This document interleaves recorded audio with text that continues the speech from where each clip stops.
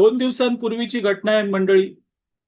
वरळी जांभोरी मैदान बाहेर भाजपने नारी शक्ती मोर्चा काढला होता. या मोर्चामुळे तिकडचं ट्रॅफिक जाम झालं होतं आणि त्या ट्रॅफिकमध्ये अडलेली एक महिला तिने पुढे येत मंत्री गिरीश महाजन यांना सुनावलं.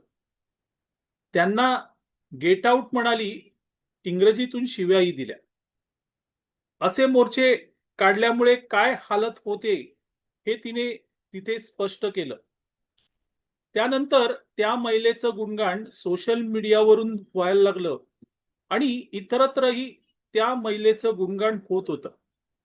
पण माझ्या मनात एक प्रश्न निर्माण झाला की अशा प्रकारे त्या महिलेचं गुणगान करणारे स्वतःचा शंडपणा उघडकीस आणत नाहीयेत का?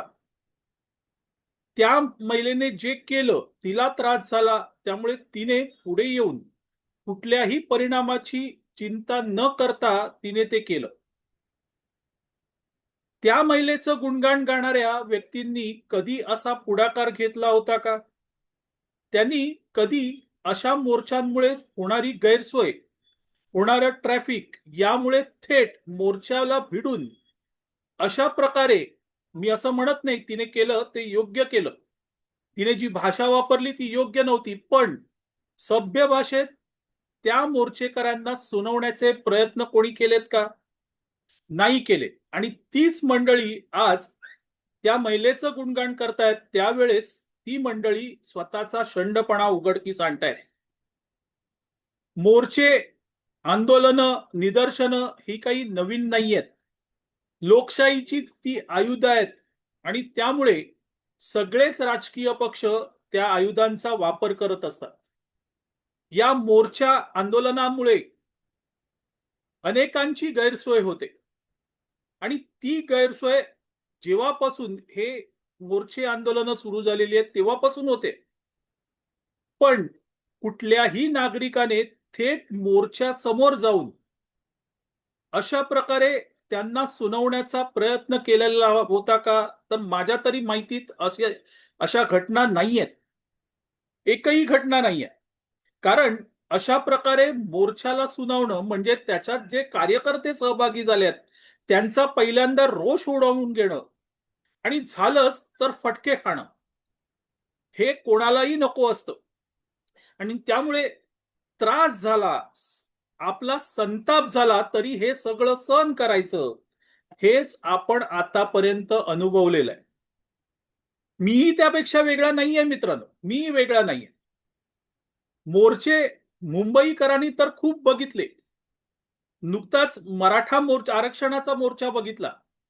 त्यावेळेस तर मुंबई जवळजवळ आठवडाभर वेटीस धरण्यात आली होती.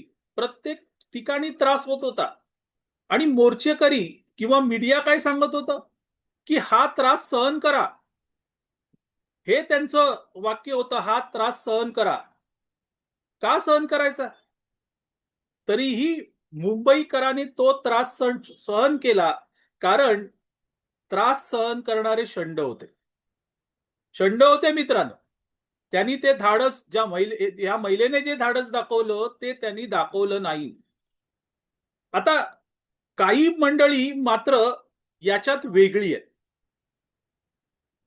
जी मंडळी या महिलेचं गुणगान करतायत त्यापैकी किमान 90% मंडळी अशी आहेत की ज्यांना भाजप, मोदी, फडणवीस यांच्या विरोधात कोणी काही केलं की त्यांना ऑर्गॅझम होतो, त्यांना आनंदाच्या उकळ्या फुटतात.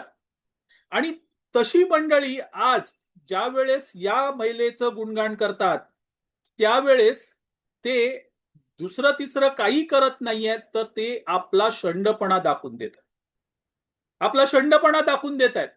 आम्ही करू शकत नाही, आम्ही शंड आहोत, ते एका महिलेने केलं हे ते त्यातून प्रतीत करतायत. त्या महिलेने केलं ते बरोबर चूक हा पुढचा मुद्दा. पण अशा प्रकारे ज्या वेळेस मोर्चे आंदोलनाचा त्रास होतो त्यावेळेस कोणीतरी उठून मोर्चेकरांना समजावून सांगणं किंवा किमान त्यांना त्यांचा दोष दाखवून देणं आवश्यक असतं. ते आतापर्यंत कधीही झालं नाही.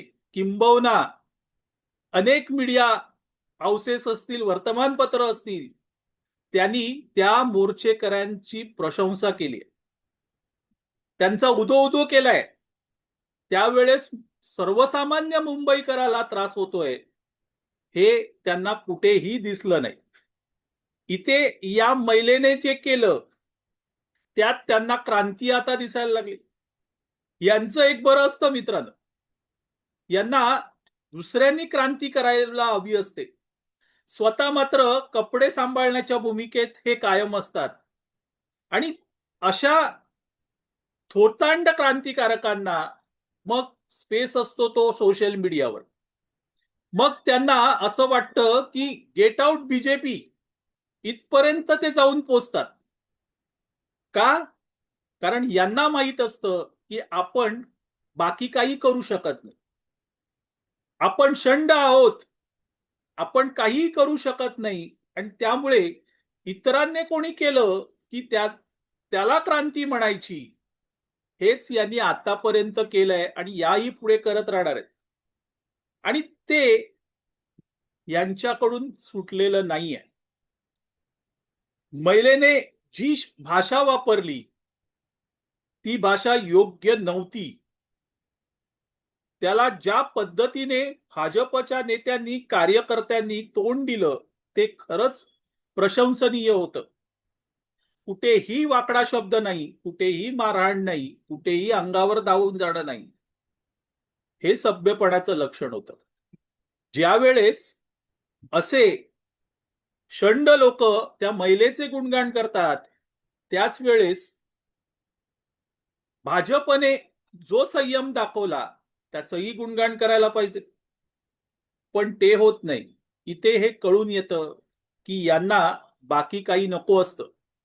यांना भाजप नको आहे, भाजपच्या जे मंत्री नको आहेत, भाजपचा कार्यकर्ताही नको आहे. आणि म्हणून मग घरातून गेट आउट भाजप सारख्या घोषणा करायच्या. प्रत्यक्ष काय होतंय, लोकांना का भाजप हवाय हे बंगालच्या मतदानाने दाखवून दिलेलं आहे. आणि आजपासून लिहून घ्या, आजपासून ही सगळी मंडळी पुन्हा शांत होणार आहेत आणि आपला शंडपणा कुरवाळत बसणार आहेत. असो मंडळी, तुर्तास इथे थांबतो. मी आबा माळकर आपली रजा घेतो. आपल्याला व्हिडिओ आवडला तर लाईक करा, शेअर करा, लक्षवेधला सबस्क्राईब करा. धन्यवाद.